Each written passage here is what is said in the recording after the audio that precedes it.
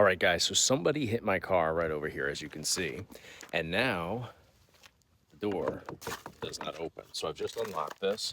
I actually started removing the inner panel there so I can actually manipulate everything inside here, thinking that maybe this just wasn't working.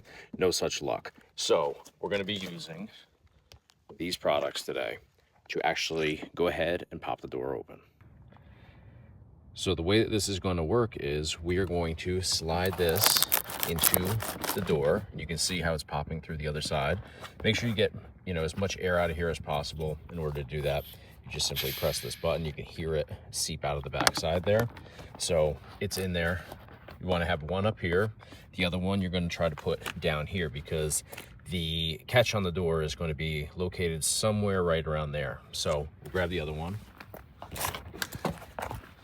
And we're going to do the exact same thing down here. And you can see it slides in pretty well. I'm going to go ahead and remove the last bit of air there. Slide that in as much as you can. And then we're going to basically just pump these up. You can hear it. And you can actually see it creating a gap right there. We'll do the same thing down here.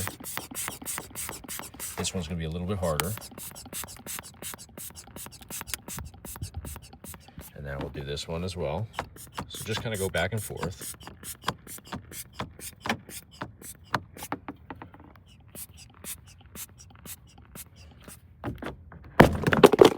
There you go. Pops right open. That easy. So to get these air shims, just click the link in the description of this video or in the pinned comment. The best place to get them, of course, is always going to be Amazon. They're about 15 bucks on there. So click that link. Be sure to hit subscribe if this helped you out. See you on the next one.